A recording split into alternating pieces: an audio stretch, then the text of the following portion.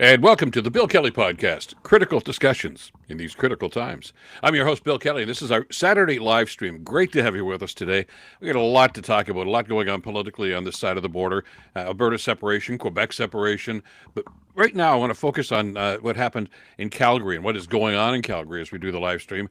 And that is the Conservative Party of Canada, which is not really the party that's meeting there. It's really just kind of the Alberta and Saskatchewan Conservative Party. But anyway, they have endorsed Pierre Poilievre to be their leader with a rousing 87.4% of those delegates who voted, and they said, yeah, he's our guy. And they're jumping up and down like, they're ready to call the election and when I'm prime minister again. And I'm watching this, and I'm going to talk about that. I want to talk about a speech last night and a number of other things. And I want to get your comments about what you saw. Because the euphoria that was going on there, that we're all behind this guy. I think they were scared out of their wits that their vote was going to be lower than that, and they were going to dump this guy.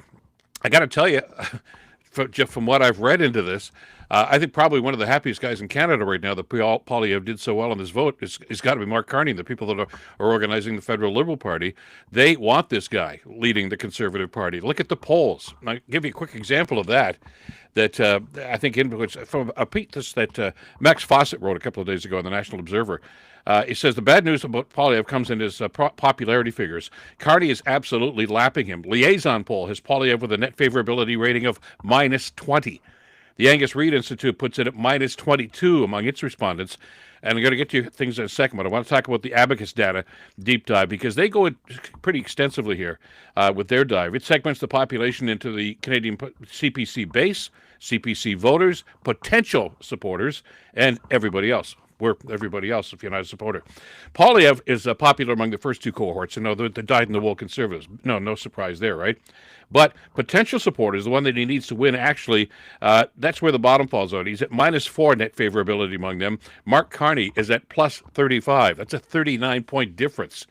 And the potential supporters, they say, the advocate for this also is, even those that are even thinking they may vote Liberal, may vote Conservative, they think that Poilievre's leadership makes the Conservatives less electable. On and on it goes. That's a reality check. And I think we need to put this in perspective as they're jumping up and down and saying he got 87.4% of the people in that convention hall. Okay? There was no national vote, no delegates from all over the country. You had to be in that room to be able to vote. And so, big deal. And in Calgary, Alberta, which is kind of the seat of Alberta separatism, I guess, these days, 87.4% of the people that were in the convention hall there like to have Poilievre. Is it going to make any difference at all? And my question is, does anybody else in Canada really care? It's amazing. We can talk about the speech and some of the usual Poilievre BS that was going on in there, but I want to get your thoughts on this, and that's why we're here for the live cast, to get your ideas as to what's going on and your thoughts. If you watched the speech last night, first of all, you you have my condolences. I had to sit through the whole thing. Art says we'll have between 3 and 6 crossing the floor this week. That's an interesting point, Art. I'll talk about that in more detail. J.P. Tasker from CBC is out there covering this thing, and he maintains that there will be floor crossings. He actually heard that there might be a couple before they even break the convention. I'm not so sure that's going to happen. Lawrence, you feel the same way. Thanks for being with us today. 2 more floor crossings within 2 weeks. I think you're bang onto something here. Sounds like Canadian Conservatives want to keep losing. Blue state champion. A lot of people are feeling that very same attitude. There's nothing new here. It was the same old, and of course they cheered the same sorts of things they cheered back in March and April when Poilievre was saying the same things. CN147 says, doing the same thing over and over again and expecting a different result is the definition of, everybody now, insanity. That's right. Yeah, but that's what's going on with the Conservatives. And the coverage we'll talk about in just a couple of seconds. Mulrooney says even the Conservatives admitted that Mark Carney is the right leader at this crisis moment in Canada. Yeah, the national polling, and we've talked about this on the podcast, indicates that a high percentage of even Conservative voters and NDP voters and Bloc voters even still think Mark Carney is the guy. So let's blow this whole thing up that this is some big movement that's going to, propel Pierre Poilievre into the Prime Minister's office. Linda, hi, Linda. Thanks for being with us today. What choice do they have? What other person does the CPC have that could take over? They've driven out reasonable people from the party. A couple of them have gone across the floor, which is indicative of. And I still think you're right, Linda. I think there's going to be more defections. I think more people are simply going to say, that's it. The guy's going to stay. Well, then I'm not. Linda says, I care because I want to see a competent, reasonable Conservative Party that can contribute more than just criticizing and nitpicking. But that's Carney's expectation, is that he's going to be the statesman. Poilievre is just nitpicking, and he trucks in negativity. That's what this guy's all about. Hi, Blarney. Good to have you with us. Sticking with PP shows a lack of intelligence. It's great for Carney, but with the minority, it's bad for Canada. Yeah, there's a concern about those numbers, and with potential floor crossings, that might change. Don't forget, there's another by-election coming up with Christy Freeland's seat in the Toronto area. We'll get into that in greater detail a little bit later on. Sultan, courting separatists supported by America, that's a conservative value now. Apparently it is in Alberta. Yeah, we can meet with the Trump people and talk about separation, and maybe we'll be the 51st state, maybe not. Art says, we need a person like Tim Houston to take the helm. Houston did not attend. He, of course, is the premier of Nova Scotia. And David Cochrane on CBC asked him about that and said, are you going to the convention? He just kind of shook his head no. He says, no, I'm a busy guy. I got lots of other things to do. He's not going out there. And a lot of conservatives feel the same way because they don't like this guy. Doug Ford is certainly not a fan. He had his own policy convention this weekend, and he pretty much said, if you're a conservative in Ontario, you come into my convention. You're not going out there.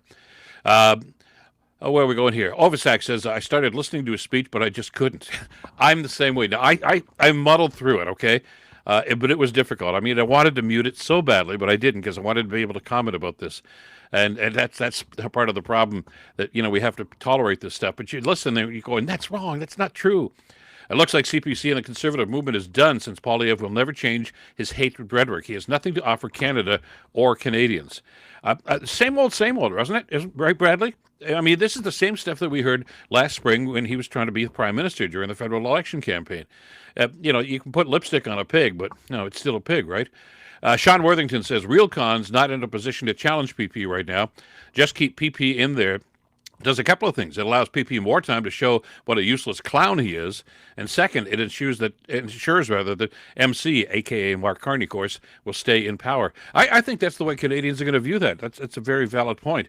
There was nothing he said last night that's going to change people's minds. I think it's going to reinforce the negativity they feel about this guy. Ray says, I just watched Smith parrot the exact same talking points the Republicans did at the Republican convention. I left the Conservatives after O'Toole lost to this idiot. Yeah, that's part of the problem. The voices that are coming out here. And I saw this last night. The panel, I watched on CBC, and, Rosie Barton and David Cochrane were there from CBC. But their panel of quote-unquote experts were all the conservatives. They were all conservative, talking heads. So, I mean, you're not getting a very strong view or a very objective view of the content of that. Even Jason Kenney, the former premier of Alberta, was up there. And he had a valid criticism of the fact that Poilievre still can't acknowledge that Donald Trump is the problem. He just can't seem to get those words out of his mouth. And that's going to be a problem because Canadians, I think, generally understand that Trump is the problem. But Poilievre doesn't want to admit that. He wants to throw everything and say everything that's wrong with your life is because of the Liberals and because of Mark Carney. And Canadians aren't that dumb, and they're not that naive. They're not going to buy that message. That's not to suggest that Carney gets a blank card. He doesn't. But you've got the right person making the right choices, right? Blarney said, I wish PP had more to offer in the way of support for moving Canada forward and less of the get out of our way, useless grandstanding. You know what bothered me about that, though, Blarney? I don't know how many times I repeated it last night. We're willing to work with the government. They vote against everything the government proposes.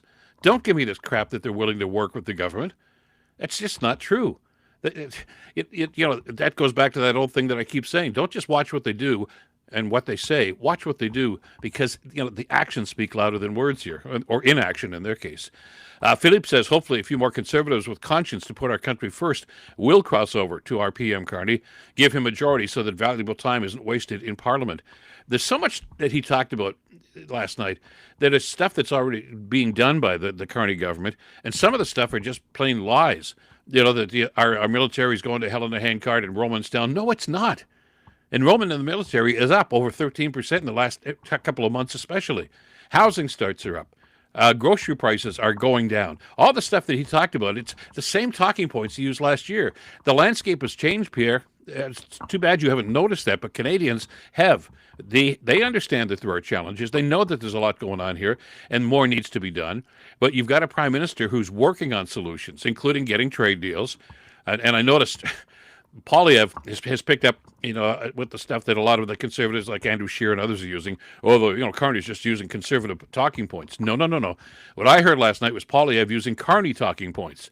We have to divest ourselves of American dependence. We have to find other markets, yada, yada, yada, all this sort of stuff. That's what our guys would do. Our prime ministers were doing that, Pierre. If you just get your head out of the sand and start watching what's going on. I don't mind. I mean, we need a strong opposition in our parliamentary system. But at the same time, you need somebody across the aisle who's smart enough to understand what's going on and say, you know what, we need to work together on this one. Reach across the aisle, all those sorts of phrases. That's what we're looking for here. I mean, these are, I got a couple of comments on social media to do with the podcast we did the other day with Dr. Laurie Turnbull about the Poilievre convention and everything that's going on. Let me bring those up because I think they give us some perspective about what we're doing and what has happened in the last little while. And I want to just highlight these for a couple of seconds if I could, because I thought there's some very astute observations. This is Karen.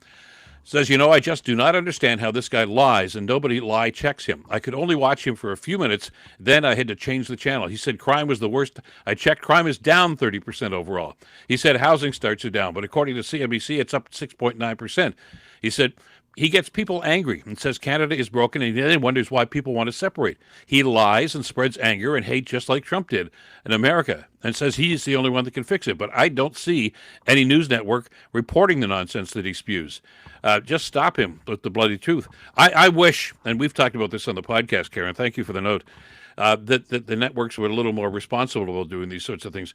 I don't know if they just figured, it's the conservative convention, it's all conservatives, maybe he gets a free pass. That's not their job. I think you've got to call these people out when they're saying things that are just blatantly untrue. Somebody's got to point that out to them. Mass says the problem with Pierre sticking around is that he makes the base more radical and division with his followers even bigger. This will never help us as Canadians, and we need to bring people back to sanity. I don't want to see what's going on in the States happening here. And as long as these Maple MAGA people are going out there and spreading misinformation and sometimes just outright lies, it's adding fuel to the fire. It's throwing gasoline onto the fire. That's not nation building. So don't give me this crap that you're putting Canada ahead of your party. It's all about partisan politics with these guys. Nona says PP is starting to wear mango orange. He actually looks that way. Did you see the pictures the other day? He's got the orange face just like Trump does. Except he forgot to do his hands. That's I don't know what's going on there. I wonder if he's getting makeup tips from you-know-who. It could well be. It could well be. I don't know if it's fake tan stuff. I don't know what's going on. I mean, is this part of the new Poilievre makeover now? That they're going to start, he sounds like Trump. Now he's starting to look like Trump. That's pretty scary, isn't it? Canadians are aware of stuff like we notice these sorts of things. And the people that are pulling the strings, for the Conservative Party right now, you've got to understand. And please, give Canadians a little more credit than that, would you? Hoppenoffer says if there was a U.S. invasion, PP needs to be the first one to be arrested for sedition. He is a true traitor to our country and not Canadian. And this is, again, what I was just saying a second ago. You can't say that you're going to put Canada first and then do whatever you can to block everything the government is doing, including trade deals, military spending, pipelines, a number of things that are being done. Kira says, I wonder if the floor crossings will start on Monday. I'm wondering the same thing. I felt the same way that you did as this was going on. We know there's a lot of disgruntled people in the Conservative caucus in Ottawa. Did they watch this thing last night and just think, you know what, that's the last straw. I can't take another few years with this guy as our leader. It's going to be interesting to see what happens in the next little while. I know they all talk about the gospel out of Calgary was, we're a unified party now. Are they? Really? The people in that conference room, in that convention hall, I guess were unified, but is that really representative of the Conservative Party across the country these days? I'm not so sure. Carmen Harper says, I've heard a number of Conservatives say that they voted for Pierre, but are not now really glad that Carney won. The polls indicate that, Carmen, that even people that voted Conservative in the last election are now saying, you know what, we're glad that Carney's the Prime Minister. He's doing what we want to do, and he's doing it in a way that makes us proud to be Canadian. And that seems to be a sentiment that's spreading pretty strongly right now. But again, the people in that convention hall in Calgary just seem oblivious to that. Open the window, guys, and look at what's going on in the country these days. Leslie jumps in here. Hi, Leslie. Does PP have the smarts to handle the White House and the wreckage they create? They want what we have in resources. Well, he said that last night. Did you notice that, Leslie? He says, we will end the tariffs. No leader in the world, no country in the world has been able to convince Donald Trump to reduce or to eliminate tariffs. Nobody. Tariffs are there as long as Trump is the president. And Poilievre simply says, no, I'm going to get rid of them. We don't know how because, he gives us all, I'm going to do this and do all platitudes. The only thing that he's even indicated that might be the way, remember during the campaign last spring, he said, I'm going to write a stern letter to the president and say, just stop doing this. Well, that'll do it. Why didn't we think of that before? A stern letter, that'll make Trump stop in his tracks, won't it? And he'll say, I was wrong, I'm dropping all the tariffs. I mean, how naive do you think we are, really? Alberta, yes, says PP became irrelevant when he started campaigning in the last election, and because of this, he lost the election and his seat, and since then, he's continued his irrelevance. He doesn't seem to be able to tap in. I know that there are what they call kitchen table issues, cost of living, cost of groceries, but even then, he misrepresents what's going on because he trucks in anger. Poilievre wants people to be angry and mad and focus all that anger on the government. He doesn't speak in truth. He speaks in basically bluster that's going to simply get people even more angry than they are. And we're getting tired of it. People are a lot smarter than he seems to think they are. Of course, he has said Canadians were dumb before, so maybe that's the foundation for everything he's saying here. Sultan says he won't be the ultimate beneficiary of the division that he sows. He doesn't have the charisma. He's ceding the ground for somebody much worse than himself. I'm afraid to think of who that might be. We're looking for some level-headed people in the Conservative Party to provide that sort of opposition and to provide that Canada-first attitude. And I know there are some. We talked about this in the podcast a couple of days ago. Even a Jason Kenney who said, look, you got to admit that Trump is the problem here, and Poilievre won't do that. James Moore, another former Harper cabinet minister, has said that the party's got to get off this thing and start looking at the reality and working with the government. And it can be done. You can still be in opposition and still work and support government initiatives, like getting a pipeline done, like international trade deals, instead of simply criticizing everything that goes on. Nicklin says, trade war, the only war where you actually attack your own people and suck the blood out of your own people. Yeah, Trump doesn't get that, does he, Nick? Again, these tariffs that he's putting on, even the threat with Bombardier that he talked about the other day, it's not Bombardier that's going to pay that penalty. It's the people that want to buy their jets that are going to have to pay that increase. They just, I don't think he doesn't know. I think he just doesn't give a damn that it's going to have an impact on American people. Paperman says, I've been a Conservative voter since Reform days in Harper. I was fully ready to vote against Trudeau, but Carney won my pro-con vote, and now he's happy that he's got him. I'm staying with him as long as the alt is PP. And of course, well, it looks like it's going to be PP as the alternative for quite some time now, Pat. So I think your path has now been set as far as you want to go and the indication that's going to have. Mista, was a Conservative, never voted other. I also live in Calgary, but even I don't support PP. And even in Alberta, we saw during the last round of polling, the 4 or 5 polls that we referenced on our podcast, indicate that even in places Alberta, small C Conservative Alberta, are very positive and very supportive of the work that Connie is doing. And I think that's what you're looking for here. You're not going to win people over, wholesale. And it's even the numbers that we've seen, 68, 70% support for Carney right now. It's because they're looking for action and they're giving him action. And then let me get Linda up here first. I'm afraid Jamal Giovanni on his Temple Charlie Kirk tour had his eye on succeeding Poilievre. That would be a disaster. I got that feeling too, Linda, that he was thinking, okay, my buddy Pierre is going to, he's going to fall, and then I'll be the guy to pick up the heat and be the. But he's a J.D. Vance, Donald Trump guy. Is that the sort of guy that they want running that party? Ray says, I will never say Trump is the problem. Half their base is from America. They will never say, I'm sorry, and believe in what Trump is doing. Hell, I had one of those Canadian rhinos who told me we were taking advantage of the U.S. Yeah, right. Don't believe the rhetoric. And it's very difficult to be able to sift through that rhetoric, isn't it, coming from the MAGA people south of the border and the Maple MAGA people here. And you're right, a lot of them are the very same talking points. Playing with 3Ds, as we all know, he's just going to obstruct everything in Parliament. We'll be gridlocked once again. Unless we have floor crossers, I don't see any floor crossers in the future. I'm not so sure. It's going to be difficult because the Conservatives were embarrassed by what happened before Christmas, and I think they'd really like to stem that flow. But, if people are upset and they just don't believe in that guy as their leader, who knows what's going to happen.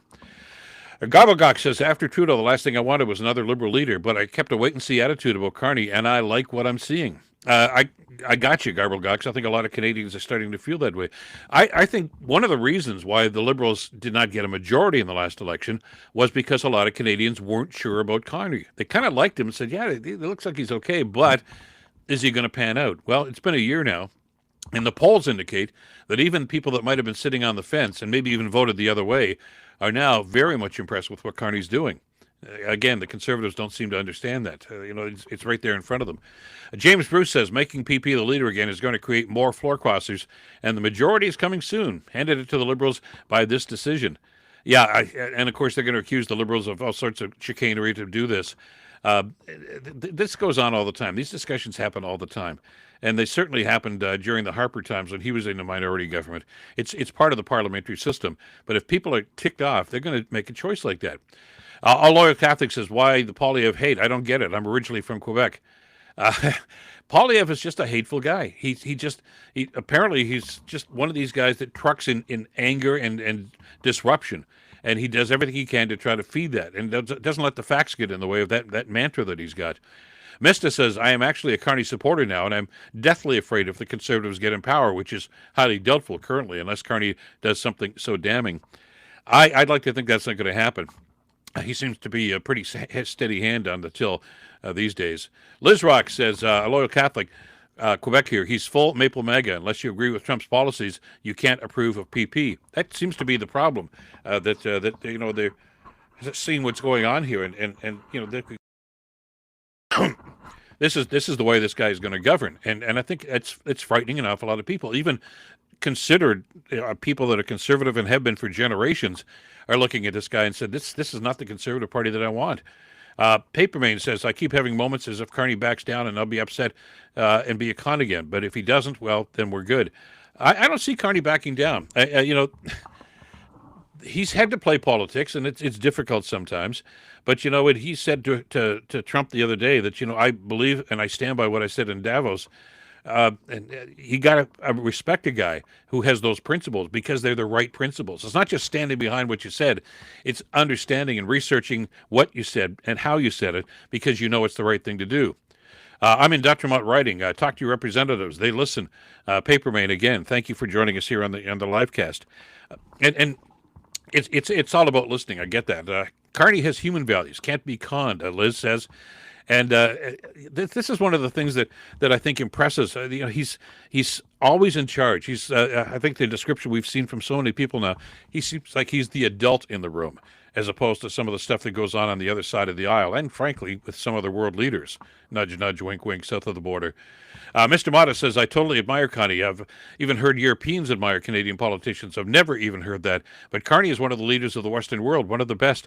He is being looked upon, I think, by a number of leaders in NATO and the G7 and other entities, and even at the United Nations, as a guy who is going to be one of the leaders going forward in the 21st century. And that's kind of proud as a Canadian. I feel glad about that, to know that we've got a leader like that has that kind of respect around the world. Nick Land says, at least Carney gave a little bit of truth at the Davos meeting with his speech, because the Americans have been ruling us this way for a long time. Have you noticed, though, Nick, over the last couple of days, the naysayers and the haters have come back out and said, well, I think they backed off when they saw the reaction to Carney's speech and said, wow, everybody around the world said, what a great speech. It was pivotal and one of the great speeches of our time. Now they're starting to nitpick it. So even one guy side the Toronto Star said, if he even did write it, I know he says he did. Give me a break. If that's all you got to offer, you know what? Just shut your laptop down and go do whatever you want to do. But don't give me that stuff. Wittersea says, give Bill a thumbs up. Make sure to sub. Well, thank you. We do appreciate your support, by the way. A number of people jump on side with tips and with your support and your subscriptions, and that means a lot to us because it helps us to continue to do this work. So, yes, please, and we are thankful for each and every one of those that are jumping on side like that. Ivan says the convention must have been loaded with Maple MAGA because only 50% of the Conservatives approve of Trump. Yeah, well, again, don't forget, this is people, most of them from Western Canada, that attended this. I don't know too many people, anybody from Ontario or Quebec. There were a few. Quebec, of course, if you're a sitting MP, you pretty much have to go there, right? But other than that, if you remember the Conservative Party, a lot of them took a pass on this. So is it really a true representation of the Conservative Party? I'm not so sure that it is. It's certainly not a true representation of Canada and the people in this country, based on the polling that we see from a national basis and what happened there. I mean, do you really and truly think that 87.4% of the people in this country want to see Poilievre as the prime minister? That's scary, isn't it? Jack Flack says, Carney understands more about trade than any single person in the entire trade team of the U.S. and Mexico. Do people know that he was the first non-UK citizen to run the Bank of England? Yeah, he was. And by the way, he did not apply for that job. Okay, he was asked to do this by the British government, by David Cameron, who again was a Conservative prime minister in the UK, and he pulled them out of Brexit. I mean, the stupidest thing that the people in the UK could have done for generations. And Carney was left because the Conservative Party, after Cameron resigned, were in a shambles. And it was pretty much up to him as the Bank of England governor to get that economy back on track. And he did an outstanding job in that, as he did, of course, in Canada during the recession in 08, 09 here. The guy's got a track record, and we should be proud of that and acknowledge that you got somebody who knows what they're doing, as opposed to the other guy who's spent 20 years sitting on the backbenches for most time in Parliament, collecting his pension and his decent salary, and of course he doesn't want to go through security checks. There's that element too. Not you says, I'm wondering what those who endorse Poilievre see in him. Most of the Conservatives didn't vote for Poilievre; they voted against Carney. They had a chance to choose somebody better, and they didn't. I don't know what's going on in their heads. I don't want to try to even understand that. I'm just so sure that Canadians are getting a better idea as to what kind of leadership we need in this country right now. And more, the polling indicates that they just think that this guy, Poilievre, is not the one for the job. That's all there is to it. J.J. Jones says 3,000 Conservatives paid $1,000 each to give the leadership to Poilievre. And again, that's one room. This was not a national vote. And I think we have to take that in mind. I'm not so sure how much support this guy's even got within the Conservative Party on a national basis. And like I say, we saw the panelists that were on CBC covering this thing last night, but they're paid by the Conservative Party. They're all strategists for the Conservative Party. So everybody was singing from the same song sheet, but is that really the song sheet that Canadians are listening to? I don't think so. And I think they've already rejected that once. And the polling indicates that nobody's warming up to this guy. The Conservatives, I know, increased their vote total in the last election, and that's one of the things they probably used as a justification for hanging on to Poilievre, but I'm not even so sure that was a legitimate number. Nick says, I don't think he's a hateful guy. I think he might just be a little short on spine. Never was in a fight in his life and never got his hands dirty, ever. Well, he had a paper route for a while, so maybe he got some ink on his hands, but I don't know. I get your point. You got to get down and dirty, as Carney has done with world leaders. I mean, as a bank governor of Canada, a bank governor in the UK, working on a number of committees in the G7 and G20, this guy knows the people, he knows the ins and outs, and he knows how politics is played. Poilievre just doesn't have that knowledge, doesn't have that experience, and doesn't have the capability, I guess, of understanding that it's a different game on a national and international level. Thank you, Garble, for the tip and the kind words. Kelly Media, jumping on side here, my producer, Madeline, of course, is throwing these things up on the screen for us, and we do appreciate that. And Garble and all the others, thank you for your tips and for your support. It means an awful lot to us. Liz Rock says, Gabriel Cloutier, 3686, I don't think we'll have a deal on Kuzma. Trump wants to destroy our economy. That's why Carney's been on a rampage to diversify trade with the world. We'll have a rough patch. We will. But I'll tell you something. I agree with you. I don't think there's going to be a Kuzma deal. I've gone on the record and said that because Trump doesn't want a deal. And I totally agree with our prime minister. Mark Carney says no deal is better than a lousy deal. I don't want to get sucked into something. And besides, even if we signed a deal, I don't think that's going to happen. Do you really and truly think that Trump would actually adhere to anything in that deal?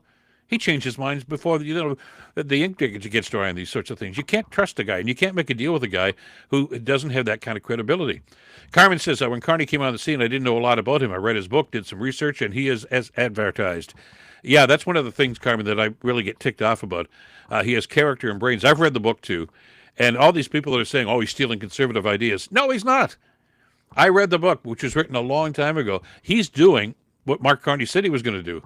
And the policies and the philosophical and the financial strategies that he talked about and environmental strategies is what he's implementing now.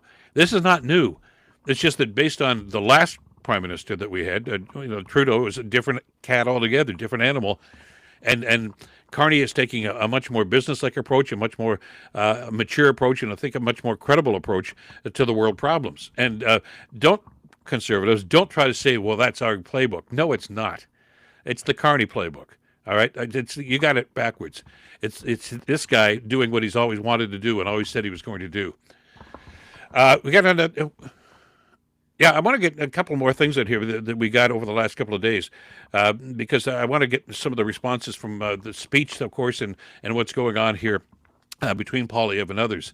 And this one's from Thomas. Says, thanks, Bill and Lori. That was Lori Turnbull, who was on the show the other day. I watched some of Pierre's video tonight, and it starts with the Liberals took our policy ideas. That's why they are successful. He says, I have 2 points on this idea. The Conservatives did not propose Buy Canada and Build in Canada. They support U.S. dependence. And they could not have gotten the new trade deals necessary to give Canada options, which is leverage, of course. Just some thoughts. Thanks again, team. Thomas. And you're absolutely right, Thomas. That goes back to our point. The Conservatives like to take ownership of everything that's good and declare everything else that's lousy. These are Liberal policies. These are Carney policies. And the moving, the trade. I mean, don't forget, Poilievre criticized Carney.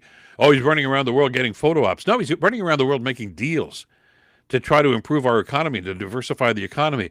Poilievre just can't seem to get his head around that. Even remember a couple of weeks ago after the speech, the Davos speech, Poilievre finally, after 4 days, made a comment on that. And the first 10 seconds of it, he tried to praise Carney. And it was after that he says, I just can't do this. It's not in his DNA to be cooperative and to try to get along and to admit that other people can have good ideas. He just turned to the hate and the rhetoric right after that, because that's what this guy's all about. And he's not going to change. He's going to take this 87.4% approval rating that he got in that little convention room in Calgary, and he's going to be just as obnoxious, just as smug as he always has been, and just as counterproductive to everything that this government's trying to do to move Canada forward. And that's the thing that bothers me probably more than anything else. And we have to be ready for that. Mike DeShane says, perhaps Pierre should read the book written by Carney, but I doubt he can read anything more complex than a comic book. He's not well-read, and he doesn't seem to be in tune with what's happening in the world, and he doesn't seem to have that breadth of knowledge that you need to be a leader. And I think that's one of the things that Canadians are finally catching on to. Poilievre is just a guy that, as I say, he peddles in hate and rhetoric and quick quips, but there's no policy, there's no substance to that. And that's, like I say, Canadians are a lot smarter than that. Keegan Summers says PC and CPC are not addressing the threat from Trump is a clear statement on where their heads are at. Jason Kennedy is saying, why is PP not addressing the 800-pound gorilla? And Carney, Kennedy talked about that last night. He was on the CBC panel after the speech. And, he, first of all, it was a great speech. If you don't acknowledge that Donald Trump is one of the main problems here, then you're not dealing in reality. And Poilievre just can't do that. And, I'll get rid of the tariffs. BS. You're not going to get rid of the tariffs. It's not going to happen that way. You got to deal with the maniac in the White House, and Carney is doing that. And no, we don't have a deal yet, and we shouldn't have a deal yet, because what they're asking us to do in Canada is to give up our dairy industry, to allow full access to our minerals. No, that's not sovereignty. We are not going to bend a knee to Donald Trump, and I don't want a prime minister that's going to kiss his butt. And if Poilievre thinks he's going to make a deal where nobody else in the world has been able to make a deal, he's living in dreamland. And we need to understand that. Even if he doesn't, we have to understand the sort of things and the ramifications of some of the things that he's saying these days. And that's one of the things that I think should bother Canadians when you look at the rhetoric and understand that he's not even dealing in reality here. We need to build more homes. Duh. Thank you, Captain Obvious. Yeah, we need to build more homes. But it's not because of the government. The lumber industry, which is essential for that, is actually cut back on production because of the tariffs, from the United States. And that's not Carney's problem. That's Donald Trump once again. The steel industry, same sort of situation. You can't ramp up production when they're laying people off, like they have at General Motors just last week, too. Tariffs have an impact, a negative impact, and that affects the Canadian economy, too. Unfortunately, Poilievre just doesn't seem to get it. Jack Flack says, if we as Canadians don't be careful, the hate from the PC party and PP will then turn to hating a minority group, and that's the cause of all that's wrong, because hate always needs to be fed. We're seeing that, aren't we, in Minneapolis and Minnesota, in other U.S. cities, and it's happening here in Canada. Let's not kid ourselves. That hate that for minority groups, for people that don't look like us, don't speak the same language as us, or speak our language with an accent. That's happening in this country. Let's not put blinders on here. And you're right, it will fester if we don't address it and deal with it right off the bat. And we don't want to see Maple MAGA start to spread and to that terrible, terrible scenario that's happening in the States on a daily basis. We need to fight that, and we have to have a government that's going to acknowledge that and not just pretend it's not there. That's not what you want government to do. You're facing up to the problems and come up with solutions, and not simply saying, well, it's not going to get that bad. Everything will be better after Trump leaves. No, that's not going to happen that quickly. The Looney Lounge says the deal could change faster than the ink dried. The felony is exactly that. He is not to be trusted. Absolutely correct. Absolutely. If Trump got on the air today and said today is Saturday, I wouldn't believe him. Because first of all, he'd change his mind 15 minutes later. He's not to be trusted. And his clowns, his sycophants, the Ludniks and the Bressants and others are just as bad. They're trying so hard to get into his good books that they lie, totally lie, to try to please him. And how can you deal with a government like that? Kelly Antropania says, feels like the same old tired talking points. Poilievre has to take a stand on Trump and address it. I feel Pierre would just make a deal for the sake of saying he got a deal, which is a poor strategy. Absolutely, Kelly. That's what I'd be afraid of, is that he'd cave into almost anything just to say, hey, I got a deal. It's not the best deal, but it's a deal. No, if it can't be what's good for Canada, don't make the deal. A quick point before we got some of your other comments here. John Manley, who was a finance minister, previous Liberal government, he's long since out of politics, but a smart guy. He really knows his stuff. He was on, I think it was on the CTV news the other day, and simply saying, look, we want a deal. Certainly we do. But he says, you know what? We existed before the free trade deal was done. We made it okay, and we were doing pretty well, thank you very much. The free trade deal helped, especially when we brought Mexico in. But the way that Trump is bastardizing the deals and basically saying, give me everything I want and you get nothing in return, Manley says, we'll get by. If there's no deal, yes, it'll be difficult, but we can survive, and we will survive because we did before. Canada is not going to fall to its knees and say we've got to have a deal or we're going to fall apart. That's not going to happen. We got smart people here, just like Manley was in his time, and others that are going to get us through this. Don't cave in to the bully. And it's not just because we want to look like we're strong. It's because it's the wrong thing to do for Canada. Kelly N says Poilievre needs to address Daniel Smith's silence on what's going on in the province. A dangerous treachery. Yeah, this is kind of like a Shakespearean play, isn't it? The way things are evolving there. Daniel Smith going to the premier's meetings and saying, no, we want a strong, sovereign Alberta within the confines of Canada. But on the other hand, she's doing everything she can to promote this referendum for separation. She made it easier for them to qualify, to get it presented, and she's speaking out of both sides of her mouth. You're right. I mean, somebody's got to call her out on that at some point. Ryan says Carney doesn't know everything, but luckily the one thing he does know is economics, which is really what this is all about, isn't it? And you want somebody who has that knowledge, that international knowledge to deal with other nations. The Looney Lounge says that what we need to watch for is Jamal Giovanni. He is J.D. Vance's friend, and apparently he's targeting the colleges and universities. Yeah, he's doing the Charlie Kirk playbook, right? Appealing and going up to the universities and campuses and simply saying, you know what, your life sucks, you can't afford a house, and it's all because of the Liberals. Vote for us and we'll fix everything. Isn't that just like Donald Trump? I'll fix everything on day one. Well, it's been a year since he's been in power, and everything is worse off than it was. Housing prices, grocery prices, he lied. That's what they do. They lie because they tell you what you want to hear. And what we need during tough economic times like now, we need people that are telling us what we need to hear, not what we want to hear. It's easy to promise the sun, the moon, and the stars, but you know damn well that they can't deliver that. And young people, I think, are smarter than that. And Giovanni's just trying to use that same playbook, and so are some of the conservatives that are following that mindset. And Canadians, I'm hoping, are smart enough that they don't get suckered into that. Bold Contrast says PP needs claims that he's ready to help the government, and yet he seems to be expecting a spring election. Carney's not going to call an election. You're absolutely right. They keep talking about that. We're ready to take over during the next election. There's not going to be an election for some time. I really don't think so. Canadians sure as hell don't want one. I don't want one.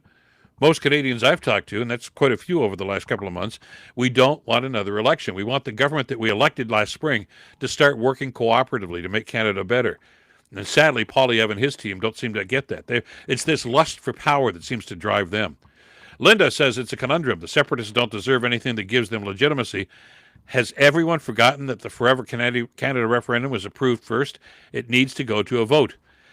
It does, but the problem is trying to get anybody to vote on anything. There is a crime bill before the Commons right now between Parliament. The Conservatives aren't supporting that, although they say that crime's a problem. By the way, crime is down, contrary to what Poilievre says. There's a housing bill. There's funding for the stuff that was in the budget. The Conservatives are not working with the government. They're working against the government. They're not just the opposition. They're the enemy. Amy has a quick point I wanted to get here. Because I want to get as many comments as we can into this and get your thoughts on this about the cooperation that's needed here between governments and party affiliates. And it can happen. It does happen. And it's happened in this country where conservatives and liberals have worked together. Amicist generally says they have to make it work. Yeah, exactly. That's the point. Cut the BS, cut the political patronage aside and the partisanship and work together. There's stuff being introduced here that can be modified and is still going to be good for the country. But if you're just going to sit back there and hold your breath and fold your arms and just say, I'm not going to play, nothing's going to get done unless there's a majority government. And that may be the only option we've got now. I'm hopeful that there are going to be some people crossing the floor because it will negate the crap that the Poilievre team is doing to try to hold this. They want this country to fail. They don't believe for a second that Poilievre says, I want to work with the government. Don't believe for a second now that he, after he just spent a good part of a letter that he sent to Carney a few months ago saying we want to work with you. At the same time, he crapped all over him. So they want the Carney government to fail so that they can jump in there and say, we've got all the answers. I don't want them to fail. I want Canada to succeed. And the point, and he mentioned it 2 or 3 times last night in his speech, Poilievre says, we are the party that puts Canada ahead of political party. Bull. That's not the case at all. Yeah, we watch what you're saying. We watch what you're doing. You're not putting Canada first. You're putting yourself first. You still think, you're going to replay and rerun this election over and over again. Canadians aren't going to change their vote. As a matter of fact, you're probably convincing an awful lot of people that might have been on the fence a year ago to move with the government on a number of key issues because at least they see that there's some practical approaches and some concrete approaches and some viable concepts that are being put forward here to try to move Canada forward, as opposed to the negative rhetoric that's going on from the Conservatives, especially from Poilievre. Wendy Hummel says, unreal, I can't stand PP. He's just as crooked as just like Alberta Smith. Why else would Smith plead for Alberta people to vote for him? She and he are working together. Yeah, they call themselves the United Conservative Party, which I think is rather ironic because they seem to be the separatist Conservative Party in Alberta, aren't they? They say one thing and do another. Expression says, working with the government, what would he bring to the table? He knows nothing. He has no experience. Yeah, there's a classic about that too. I want to get Yahweh up here first. We'd love to see a poll asking, one, never a conservative, used to be a conservative, still a conservative. Yeah, those numbers are starting to come out. Even some people that claim to be and identify as conservatives are supportive of Mark Carney and the work that he's doing. The hardcore, the Maple MAGA people, yeah, they're going to be in Poilievre's corner no matter what. But I think that's a dwindling number. There's going to be a base of support there. But that's not going to get you elected. You're not going to form a government with that base. You've got to appeal to Canadians at large. And I don't think the Conservatives are offering anything at this stage that's going to make that happen. Hooked by Donnie says, my son says Smith's mentor at U of Calgary was Tom Flanagan. He calls them both wackadoodles. PP is the same. Glad that we have Carmi. Tom Flanagan was a major part of Stephen Harper's campaign. I think he was the campaign manager at one point. He just wrote an op-ed piece that was in the National Post. I don't know if you've seen it today. He's essentially saying, we'd be better off if Stephen Harper was the prime minister these days. And he tries to go over all the accomplishments Stephen Harper tried to get done, like he was tough on crime. And in typical conservative fashion, Flanagan says, yeah, and even the stuff that Harper tried to do, the left-leaning Supreme Court shot most of those things down. They shot them down because they were against the Charter of Rights and Freedoms. And God help us if we had a Supreme Court that pandered to the government like the American Supreme Court does to Trump. You want the Supreme Court to stand up for the laws, including the laws of the land, including the Charter of Rights and Freedoms. That's why there are 3 separate but equal forms of government. The judiciary counts. And Harper and the Conservatives and Tom Flanagan have always been the sort of people that says, well, the courts are just a bunch of lefties. They talk about the law. They're not the ones who are partisan. It's you who's partisan. who simply want everybody to roll over and cave to everything that you want to do. We don't want a government like that. It's happening in the States right now. Do you think they're comfortable with it? We don't want that sort of thing up there. I want a Supreme Court that's going to stand up for me and for the rights of not just the people that have got money, but every Canadian, no matter the color of their skin, no matter what religion they are, no matter who they love, all that. They're all Canadians, and they all should be equal under the law. But the people that have money don't want that. They simply have their own agenda. And Harper was like that. And he said he balanced the budget. He balanced the budget by taking money out of things like money for seniors. He borrowed money from the employment fund, the EI fund, which is not the government's money in the first place. So he balanced the budget in 2010, but he did it with smoke and mirrors, and that's not governing. That's robbing one person to try to make yourself look better. That's not really fair, and it's not really ethical government. Jack says, got to run, Bill. Thank you for all that you do to keep us informed about important issues and approaching these issues with a level head. Well, thank you, Jack. I appreciate you joining us and being with us today, and for all your support on the podcast. We try to bring these issues to you, and we want to give you a forum. As we said, I think when we signed on for the first time with our podcast, I'm not here to change your mind. I'm here to get you to think. And to look at things from different perspectives, and simply don't fall for the rhetoric that somebody is spouting. The press releases from conservatives or the MAGA people, whatever the case might be. Ryan says, totally agree, Bill. Thank you for that. And Rapid Spacho says, well said, Bill. I'm hoping I'm speaking for Canadians here. That's what we're trying to do, is give you a voice and a platform. Because it can be so easy when you listen to this rhetoric, and I talked about this on the podcast. I watch the political shows, and I try to, the CBC, NCTV, and Global, and it bothers me when they do let things pass that I know are untrue, and I know they know they're untrue, and most political commentators in this country just want to give them a pass. I don't know if they're afraid to challenge politicians in this country. Maybe, I don't know if it's that. I don't know if it's because they agree with them and they have their own agenda. Some do, that's to be sure. But your job as a journalist it's not to be a negative nanny. It's to stand up and say, wait a second, that's wrong. What you just said is wrong, and you know it's wrong. And you need to do that.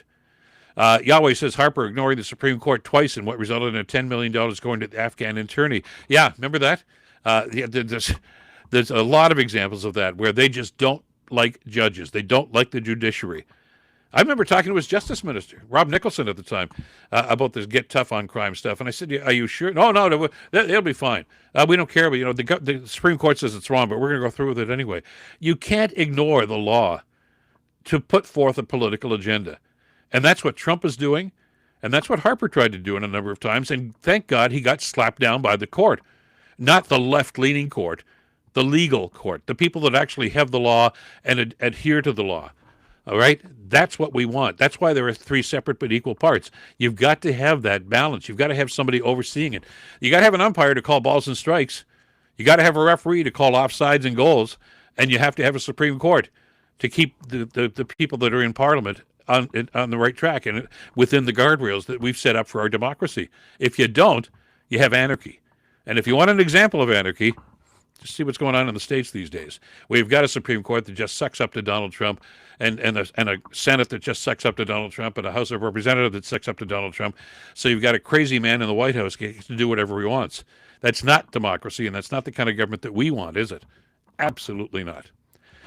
Where are we going to go here? A lot of people jumping on. This is great. I think we've really found a home here on Saturdays. It's great to see so many people responding. Kevin says the worst part of Smith and PP denying or ignoring the pipelines built for Alberta to connect to the Pacific Ocean. The LNG in Kitimat and Trans Mountain to Burnaby recently finished. There are pipelines in the mix, and don't forget. Because they always want to say, well, you guys never got anything done.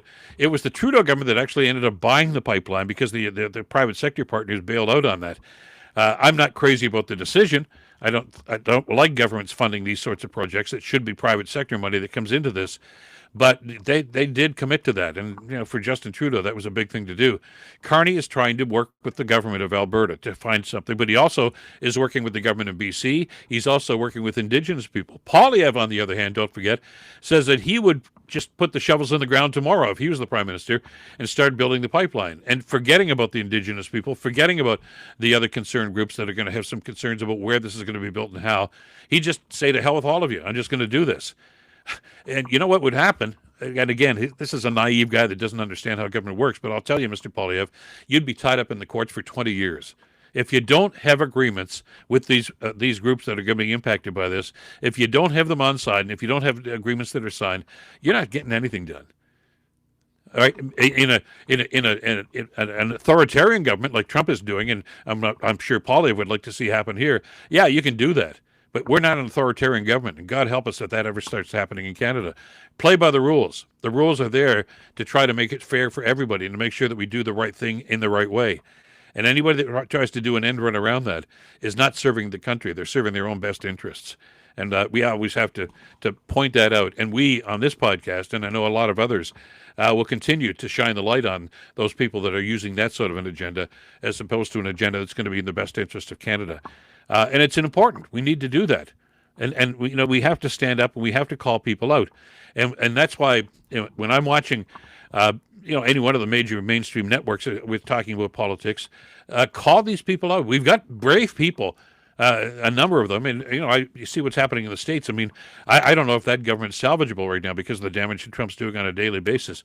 But there were some great journalists over the years that Sam Donaldson, who covered the White House under the Reagan administration, Jim Acosta, who got canned pretty much from CNN. Well, he finally walked off after they tried to crap all over him. He's got his own podcast now. Acosta, great reporter, and others like him that would hold the government's feet to the fire. Trump just throws them out now. And there are politicians that would prefer to do that. We were just talking earlier about the Harper government when he was in power. Harper rarely had press conferences. He didn't want to talk to the media, didn't want to answer questions. And when he finally did, we're told what they in situations like that, where they said, okay, there has to be immediate availability, they'd pick who was going to ask questions. And there'd be 2 or 3 of them, and they were usually softball questions, because if you didn't ask a softball question, you didn't get invited the next time. That's not government. That's not democracy, and that's not holding people's feet to the fire. Okanagan Summer says it's unsettling that Canada created a politician such as PP, no positive contributions over his career. 20-odd years, and what's he got to show for it?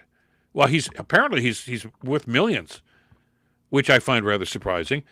The only job he's had essentially in the last 20-odd years is as a member of Parliament, and yet we're told that he's worth like $8 or $9 million, some outrageous sum like that. Where'd the money come from? Oh, we're not going to find out. I forgot, because he won't submit to a check, and not just a credit check, but an authenticity check. He doesn't want a security check at all. Maybe he's got skeletons in his closet. Maybe people might ask questions about that. Is that the guy you want leading the country? Well, yeah, they've got one in the States. Do we really want one here? Violet Storm says that security clearance is going to reveal all his secrets and potentially dark dealings with treasonous behavior, allegedly. Yeah, we have to add that, don't we, Violet? Allegedly. But I'd sure like to get some answers to that. But if he's not going to submit to the test and to the scrutiny, does this guy really want to lead your country? What's he hiding? Paperman says PP would have a quote of, who would have thought building a pipeline would be so complicated? I couldn't just use a shovel. It is complicated. It always has been complicated. You can't just build the pipeline.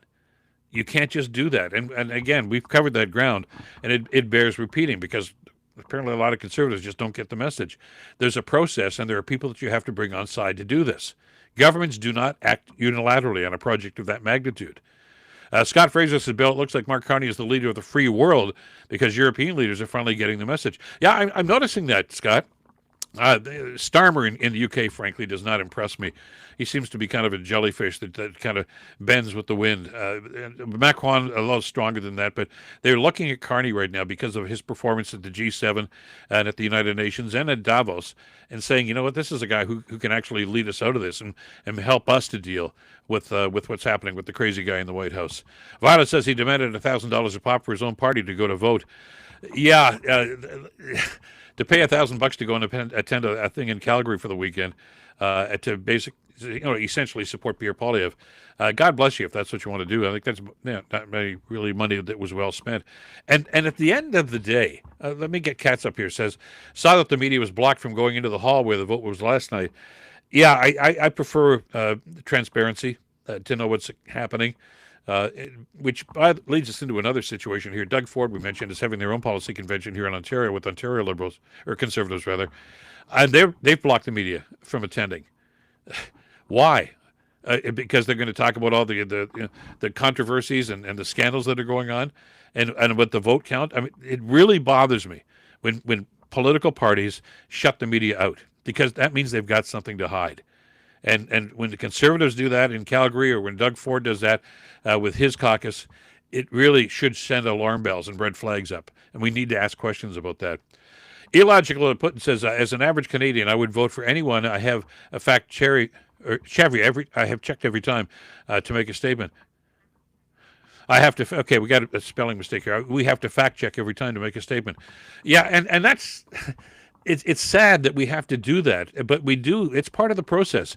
And there used to be a time when there were guardrails that were put in place, and there were criteria that had to be met. There were bars that had to be met before somebody could make a statement and get something in print, for instance.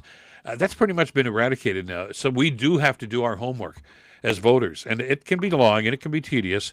But I will tell you this: not doing it can lead to situations like we're seeing in the States and other countries. So I'd rather we did the homework and made sure that we knew what we were talking about and who we were supporting. James Beckett says, remember when Harper had Mary Walsh arrested trying to interview him on the driveway? Yeah. Harper was a Canadian with no wit, hence no intelligence. PM Carney has wit that shows me he is intelligence. Yeah, it was kind of cute with at the Quebec meeting when he was hugging Bonhomme, because the Quebec Winter Carnival, I guess, is going on, and his statement too. He's a guy with a sense of humor, and he'll laugh at himself, and he takes the job seriously, but understands that he's going to be the point of ridicule and jokes sometimes too, and he understands that going forward. Harper, you're right, it just didn't seem to, for one reason or another, didn't seem to like the spotlight, didn't like being in public. You're going to be the prime minister or the president of a country. You better learn to deal with the public and handle them and talk to them.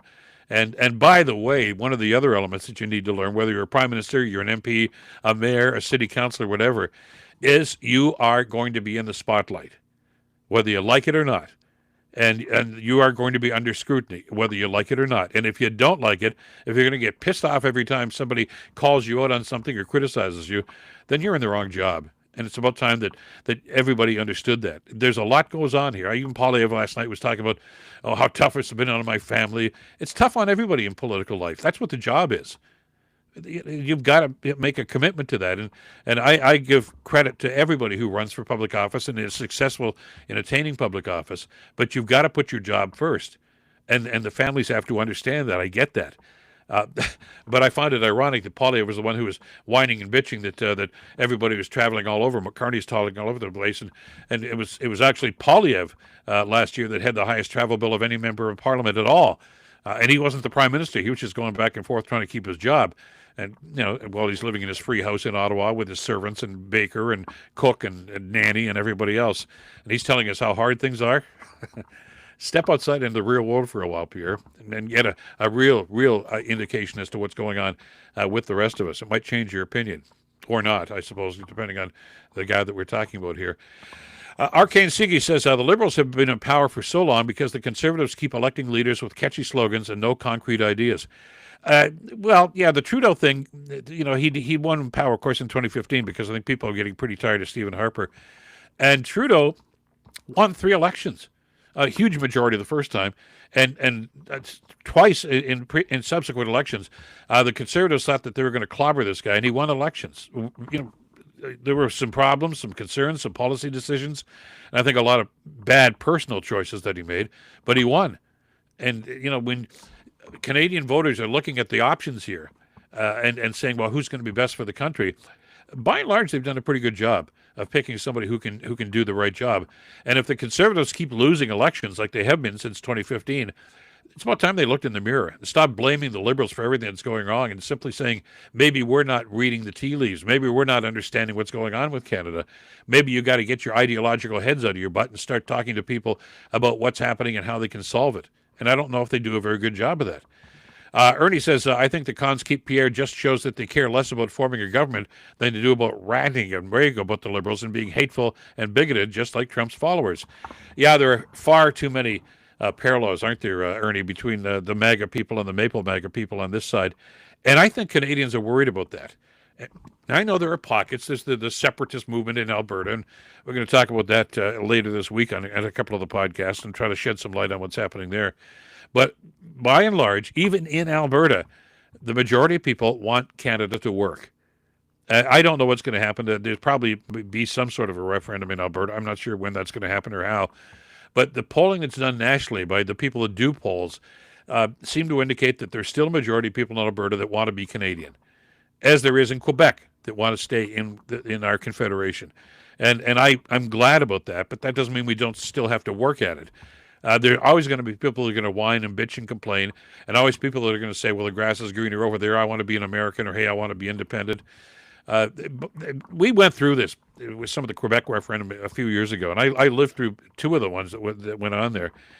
And the naivety that some people have about this is that, yeah, we can separate, but we're still going to use Canadian currency, and all the trade deals that are on will apply to us, and everything else, and Canada Pension Plan, and everything. No, it doesn't. Those deals are for Canadians. If you're not part of Canada, you're not part of those deals. You're on your own, and you've got to come up with a whole lot of stuff in a whole short period of time that's going to cost the people of that province a whole lot of money, if in fact they do it. I'm just hoping that common sense will prevail in both provinces, and understand that, look, there's nothing that we can't work out here. And there's, I think, an attempt by our Prime Minister, by Mark Carney right now, to work with Danielle Smith. And I know there's some huge philosophical differences between the two of them, but there's an effort being made by our federal government to reach out to Alberta, which governments haven't always done, and said, I'm listening to you. You're not going to get everything that you're asking for here, but we can work and get some things done here cooperatively. And we're going to agree to disagree on some things, but that's business, that's government. But you're better off as part of this confederation than you are on your own. And God help anybody that wants to be part of the United States these days. We're going to wrap things up in just a couple of seconds, so let me get a couple more things in here. Some of your comments. Tom says, love is better than anger, hope is better than fear, optimism is better than despair. So let us be loving, hopeful, and optimistic, and we'll change the world. That was a letter from Jack Layton. Remember, that was published actually the day he died. I guess that's something that he had to put out just a couple of hours before he passed away some years ago. And it's a good a message as any, I guess, for us to finish off on this, that let's be optimistic, but let's also look and be hopeful and respect each other. And I don't, I'm not being philosophical and hypothetical here. Respect differences of opinion, respect each other. Let's not move in the direction that the Americans are moving in too many ways here. Let's not be intolerant of each other, and let's understand that everybody has a point of view and everybody has a right to what they want in this country. And we've gotten along fine for years and years and years, and we can do that again, and we can have to continue to do that again. We can be a shining example for other countries to deal with differences, because there's always going to be differences, whether they're economic, socioeconomic, anything like that. That's going to happen. But I think people are looking to this Prime Minister, and I mean globally, they're looking at this Prime Minister, and they're looking at what we're doing now and saying, how are these guys handling it? Because the guys south of the border, the ones that we always, always, always have looked to, the United States has been the ones that have set the standard. They were the shining light of democracy for years and years and years, and they aren't anymore. And somebody has to take that role. And it doesn't mean you have to be as strong as the states or as influential as the states, but you have to understand that we do need to adhere to those principles. And thankfully, we've got a Prime Minister who can do that, who can articulate that in a manner that brings other people to the fold. And that's pretty impressive. And as Canadians, we should be proud of that. Thank you to everybody. J.P. Griffiths, thank you, Bill. Thanks all. Respect. And thank you to each and every one of you for being part of the livecast. We'll continue with the podcast, of course, over the next couple of days. And another livecast coming up in just a few days as we talk about some of the key issues here. And thank you once again for all those that jumped on side here with your support, some tips we got today, and more people subscribing. And we always appreciate that. Your subscriptions continue to give us that support that we need to continue the work that we're doing in these very interesting times and these very important times as this Canada of ours moves forward, okay? Thank you, Bill, for another great stream. Well, thank you, everybody who joined us on the stream this afternoon, and we'll talk again soon. Thanks to Madeline Kelly, as always, for the great work putting the show together. Until next time, I'm Bill Kelly. Stay in touch.